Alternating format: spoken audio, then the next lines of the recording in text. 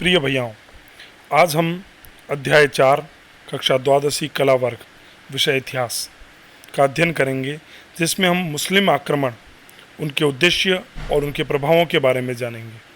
सबसे पहले इनको जानने के लिए हमें अरब आक्रमण के बारे में पढ़ना होगा।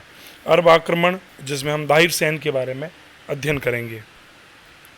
सबसे पहले चलते हैं हम अरब आक्रमण के बारे में। विश्व के किसी भी देश ने अरब और तुर्कों के आक्रमण का इतना लंबा, दृढ़ एवं संकल्प मुकाबला नहीं किया होगा जितना हमारे भारत ने अर्थात मध्य युग में हिंदुस्तान ने किया। एशिया, अफ्रीका और यूरोप के अनेक देशों ने अरबों के आक्रमण के आगे कुछ ही वर्षों में कहा जाता है कि अपने घुटने टेक दिए, अर्थात हार को मान लिया। अरबों ने सर्वप्रथम कहा जाता है सीरिया पर आक्रमण किया। एक वर्ष यानी 635 से लगाकर 636 ईस्वी में उनकी राजधानी जो है दशमिश्क ने आत्मसमर्पण कर दिया था। इराक का भी पतन बिना युद्ध किए ही यानी लगभग 637 में हो गया। 637 ईस्वी में कैसेडिया के प्रसिद्ध युद्ध में विजय प्राप्त करने के 5 वर्ष के भीतर ही अरबों ने कहा जाता है कि फारस के संपूर्ण विशाल साम्राज्य पर अधिकार कर दिया। अर्थात हम कह सकते हैं कि बहुत से क्षेत्रों पर अरबों का क्या था, अधिकार था। 642 से 650 ईस्वी के दौरान उन्होंने मध्य एशिया को भी जीत लिया। 643 में अरब सैनिक भारत की सीमा की ओर पहुंचे। कहा जाता है कि 711 ईस्वी में सेनापति तारिक ने स्पेन के राजा रोडिक को पराजित किया, किंतु सिंध ने 75 वर्षों तक उनका सफल प्रतिरोध किया। यानी विश्व के बहुत से क्षेत्रों ने अपनी अधीनता को स्वीकार कर लिया, अपनी हार को स्वीकार कर लिया, लेकिन हमारे देश भारत ने जो है, कहा जाता है कि सिंध के मार्ग जब वो अरब भारत में प्रवेश करने चाह रहे थे, तब ऐसी स्थिति में 75 वर्षों तक उनके और हमारे भारतीय शासकों के बीच में युद्ध चलता रहा। अब हम चलते हैं भारत पर अरबों के आक्रमण के कारण। भारत पर अरबों के आक्रमण के हम मुख्य 3 कारण पढ़ेंगे। पहला कारण, इस्लाम में अरब वासियों को संगठित कर उनसे मजहबी प्रचार की तीव्र अभिलाषा उत्पन्न कर दी। यानी इस्लाम धर्म ने अरब वासियों को जो है संगठित कर दिया था, मुस्लिम एक हो गए थे और उनके अंदर एक बहुत तीव्र जो है अभिलाषा ये थी कि हम अपने धर्म का प्रसार करें। इसलिए वो अपने धर्म का प्रसार करने के उद्देश्य से भारत में प्रवेश किया। अर्थात हम कह सकते हैं कि इन देशों की तरह भारत में भी इस्लाम के प्रसार के उद्देश्य से उन्हें आक्रमण करने के लिए क्या किया, प्रेरित। ये पहला बिंदु।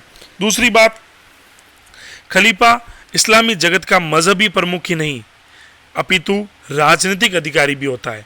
ऐसे में साम्राज्य का विस्तार की भावना होना स्वाभाविक है। यानी दूसरा बड़ा कारण हम कह सकते हैं कि खलीफा जो था वो राजनीतिक प्रमुख भी था, धार्मिक प्रमुख तो था ही, साथ साथ राजनीतिक प्रमुख था। इसलिए वो अपनी राजनीतिक साम्राज्य को भी क्या करना चाह रहा था, बढ़ाना।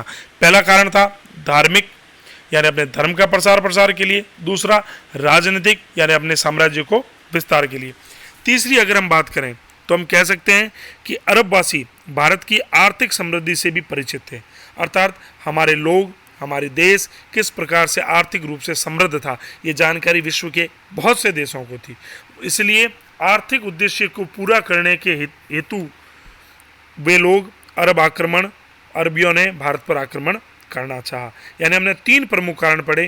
पहला कारण धर्म का प्रसार, दूसरा साम्राज्य विस्तार और तीसरा भारत की आर्थिक समृद्धि।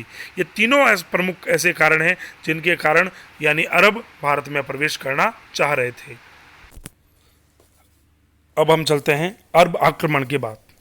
अरब आक्रमण की बात करें, यानी अभी तक 75 वर्षों के संघर्ष में वह भारत में प्रवेश नहीं कर पाए, लेकिन 3 कारणों के माध्यम से वो भारत में प्रवेश करने की उनकी रुचि और अधिक हो गई। तो अरब आक्रमण की बात करें तो हम कह सकते हैं कि हजरत मोहम्मद 632 ईस्वी में जिनकी मृत्यु हो गई, उसके बाद भारत पर अरबी आक्रमण का सिलसिला और अधिक प्रारंभ हो गया, तीव्र हो गया, तेज हो गया।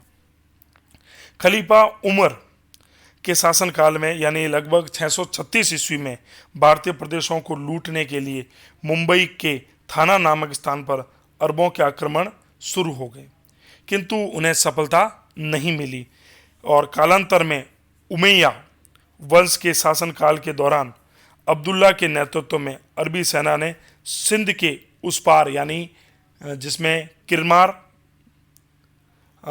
सिल्तान और मकरान पर अधिकार कर लिया। और कहा जाता है कि खलीफा ने अब्दुल्ला को इससे आगे बढ़ने की अनुमति नहीं दी। उन्होंने उसको रोक दिया कि नहीं, अब इससे आगे बढ़ने की आवश्यकता नहीं है। और कहा जाता है कि उस समय का अरबी आक्रमण यहीं तक सीमित रहा। आगे चलते हैं, उसके बाद उन्होंने कैसे आगे बढ़े, कैसे उन्होंने भारत में प्रवेश किया। सबसे पहले हम चलते हैं दाहिर सेन के बारे में। दाहिर सेन कौन था, क्या था और किस लिए वो भारत आया, उसके बारे में।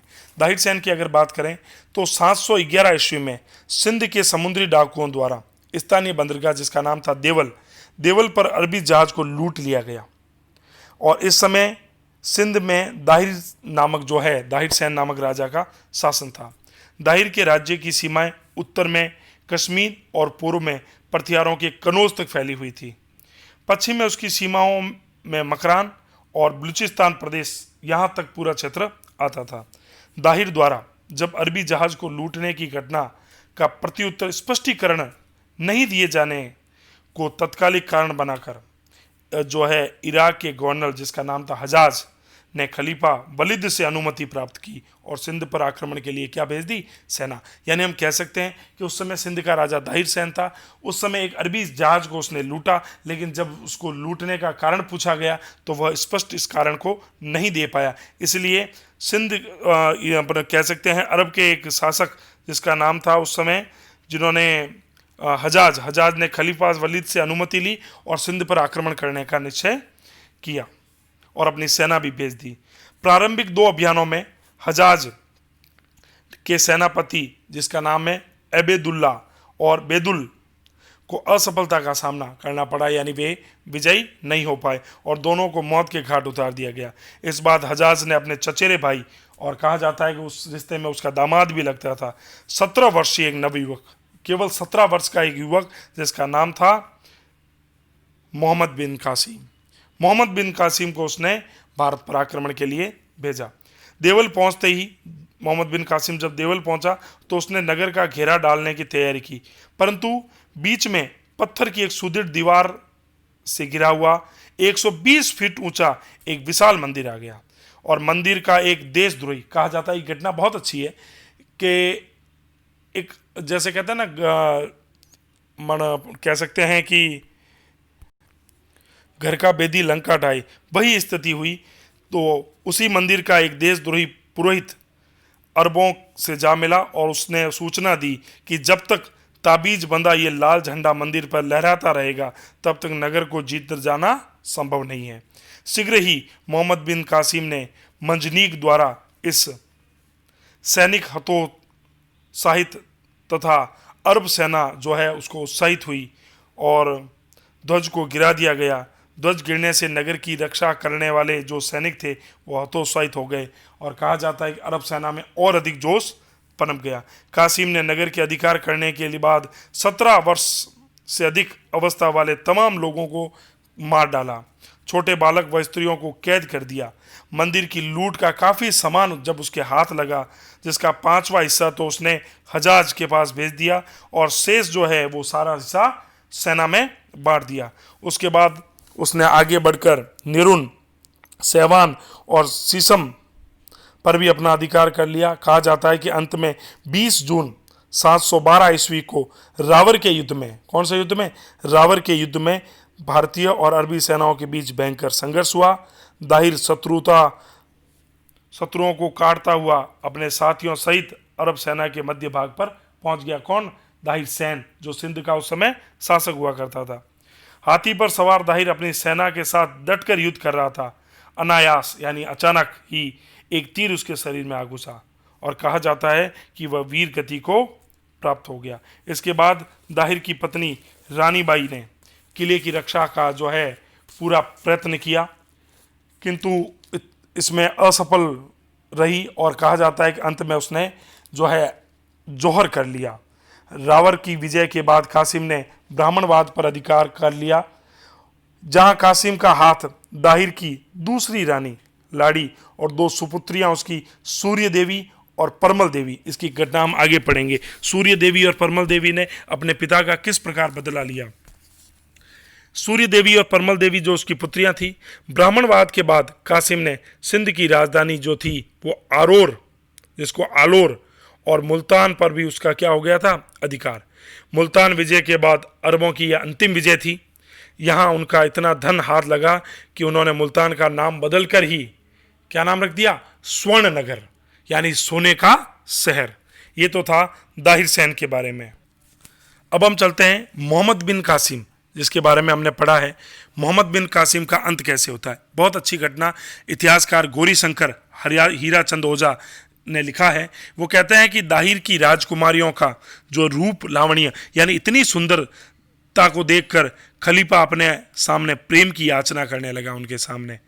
वे दोनों अपने पिता की मृत्यु का बदला तो लेना चाहती ही थी, इस कारण उन्होंने मौका देखा। उन्होंने लगा कि ये मौका सबसे बढ़िया है, और उन्होंने खलीफा से शिकायत की। क्या शिकायत की? उन्होंने दोगलापन अपना दिया। उन्होंने बहुत अच्छा काम किया कि अपने पिता का बदला भी लिया जा सकता है और भारत को जो है पुनः अरबों से मुक्त करवाया जा सकता है। ऐसी स्थिति में उन्होंने जो है उन्होंने कहा कि हम आपकी सैया पर पैर रखने योग्य नहीं हैं, क्योंकि उसने खलीफा की शिकायत जो है खलीफा के सामने मोहम्मद बिन कासिम की शिकायत करना शुरू की, और उसने कहा कि हम आपकी सैया पर पैर रखने योग्य नहीं हैं। यहाँ भेजने से पहले ही कासिम ने हमारा क्रोमाय भंग कर दिया है। इतना सुनते ही खलीफा आग बबूला हो गया, और उसने क्या किया, उसने तत्काल आज्ञा पत्र लिखवाया, और इसे देखते ही मोहम्मद बिन कासिम को बैल के चमड़े में जीवित सिलाई करके उसके पास भेजने का आदेश दिया। हुक्म यानी उस समय का जो खलीफा था उसके आदेश की तामील की गई, यानी उसके आदेश को स्वीकार किया गया। और कहा जाता है कि उसको बैल के चमड़े में जिंदा सिलवा कर लाया गया, तो मार्ग में ही तीसरे दिन कासिम जो है उसी चमड़े के अंदर, उस बैल के चमड़े के अंदर ही मर गया, और उसी अवस्था में खलीफा के पास पहुंचाया गया। खलीफा ने उन दोनों राजकुमारियों को बुलाया और उन्हीं के सामने बैल का चमड़ा खुलवा कर कासिम के शव उन्हें दिखवाया, और कहा कि देखो, खुदा के खलीफा का अपमान करने वाले को खुदा जो है इसी प्रकार दंड देता है। कासिम की मृत्यु यानी मृत शरीर देखते ही राजकुमारी के मुख पर अपना मनोरथ सिद्ध होने का जो है प्रसन्नता छा गई। और वो मनोरथ कौन सा? वो मनोरथ ये कि उन्होंने अपने पिता का क्या ले लिया था? बदला।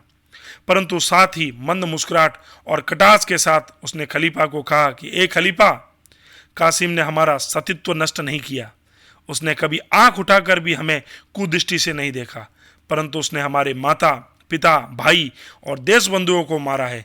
इसलिए उनसे अपना बदला लेने के लिए हमने यह मिथ्या यानी झूठा दोष उसके ऊपर लगाया था। वीर बालिकाओं का ये वचन सुनते ही खलीफा शांत हो गया, और उसने कहा जाता है कि इन दोनों बालिकाओं को जिंदा जला दिया। आगे की अगर हम घटना लें तो मोहम्मद बिन कासिम के लौटने के बाद अर्थात 715 ईस्वी में सिंध में हिंदू राजाओं का पुनः जागरण शुरू हो गया, यानी हिंदू राजाओं ने पुनः जो है अपने अस्तित्व को संभाला। बालादुरी के अनुसार अल हिंद के राजाओं ने अपने साम्राज्य की वापसी की, और हुली शाह यानी दाहिर के पुत्र जयसिंह ब्राह्मणवाद लौटकर जो है मुखिया के पद पर आसीन हो गया। तारीख मासूमी में भी लिखा गया है, मुस्लिम ग्रंथ है उसमें लिखा गया है, तारीख मासूमी में लिखा गया है कि मोहम्मद बिन कासिम की मृत्यु के कुछ समय बाद ही भारत के लोगों ने विद्रोह के शंखवाद कर अरबी शासन को वापस क्या कर दिया? उखाड़ फेंका। जय सिंह ने अपनी स्वाधीनता के लिए सिंध के सूबेदार जुनेद के साथ संघर्ष किया, और कहा जाता है कि वो लड़ते हुए मारा भी गया। फिर आता है भारत के संपर्क में अरबों का प्रभाव। भारत के संपर्क में अरबों के प्रभाव की अगर हम बात करें तो हम कह सकते हैं कि अरबों की सिंध विजय का राजनीतिक परिणाम सिर्फ यह निकला कि अरब का संबंध कुछ समय के लिए भारत से टूट गया, वह इस्लामी साम्राज्य का हिस्सा बन गया, किंतु सांस्कृतिक दृष्टि से भारत ने अरबों पर विजय प्राप्त की थी। भारतीय दर्शन, विज्ञान, गणित, चिकित्सा और ज्योतिष ने अरबों को काफ़ी क्या किया? प्रभावित किया। उन्होंने कई भारतीय ग्रंथों, जिसमें संस्कृत ग्रंथों को उन्होंने अरबी भाषा में अनुवादित करवाया, जिसमें ब्रह्मगुप्त का ब्रह्मा स्फुट सिद्धांत, अखंड खांड्यक अधिक ये जो थे ये काफ़ी प्रसिद्ध रहे।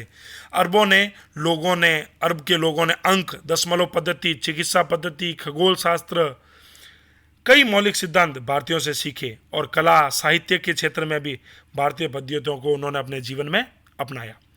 यूरोपीय दर्शन, साहित्य, कला के अनेक बातें अरबों के माध्यम से जो है आगे बढ़ी, यानी कहाँ तक, यूरोप तक पहुंची। इसी प्रकार अरबों द्वारा भारतीयों का ज्ञान पश्चिमी देशों तक पहुंचने में काफ़ी सफल रहा। फिर आता है अरबों की असफलता के कारण, यानी हमने जो पढ़ा उसमें अरब असफल क्यों रहे। तो हम कह सकते हैं कि सिंध पर अरबों की असफलता के कई कारण थे। जैसे दाहिर सैन के शासन में सामान्य वर्ग जो है असंतुष्ट था। राज्य का अधिकांश भागों में असंतोष, अव्यवस्था व्याप्त थी, इसलिए वहां की जन ने उस राजा का सहयोग नहीं किया। इसी कारण अरब आक्रमण के समय जन सहयोग नहीं मिल पाया। दाहिर स्वयं जनता में अप्रिय था क्योंकि उसका पिता राज्य का वास्तविक उत्तराधिकारी या अधिकारी नहीं था। समकालीन भारतीय शासकों में आपसी तालमेल, सौहार्द तथा सहयोग की भावना नहीं थी। व्यक्तिगत स्वार्थ पनप रहे थे। सैनिक शक्ति बढ़ाने और विदेशी आक्रमण की संभावनाओं को ध्यान में रखकर किसी भी राज्य ने अपने सैन्य शक्ति बढ़ाने की कोशिश नहीं की, क्योंकि सभी अपनी अपनी संकीर्ण मानसिकता के साथ राज्य कर रहे थे। सैनिक गतिविधियों का उत्तरदायित्व मात्र किसके हाथों में आ गया था? राजपूतों के हाथों में। राजपूत कंधों पर सिमट गया था। सैनिक दायित्वों का जो है पूरा पूरा मामला राजपूतों के जो है कंधों तक सिमट गया था। और कहा जाता है कि ये लोग पारस्परिक द्वेष और ईर्ष्या के कारण आपस में लड़ने भी लगे थे। ये ऐसे प्रमुख कारण थे जिनके कारण अरबों को जो है सफलता मिली। मोहम्मद बिन कासिम की योग्यता, साहस और नेतृत्व शक्ति के साथ अरबों में मजहबी प्रचार के जोश, धन प्राप्ति की प्रबल इच्छा और खलीफा से मिलने वाले सैनिक सहयोग ने भी अरबों की सफलता में काफ़ी योगदान दिया। धन्यवाद। ये स्क्रीन पर कुछ गरकारी हमें नज़र आ रहा है, इसको शुद्ध लेखनी में स्पष्ट रूप से अपनी उत्तर पुस्तिका में लिखना है, जिसमें पहला प्रश्न है भारत पर अरबों के आक्रमण के कारणों को लिखिए। दूसरा, हजरत मोहम्मद की मृत्यु कब हुई। तीसरा, रावर का युद्ध कब और किसके मध्य हुआ। चौथा, भारत से संपर्क का अरबों पर क्या प्रभाव पड़ा। और पांचवा, अरबों की असफलता के प्रमुख कारण क्या थे। धन्यवाद।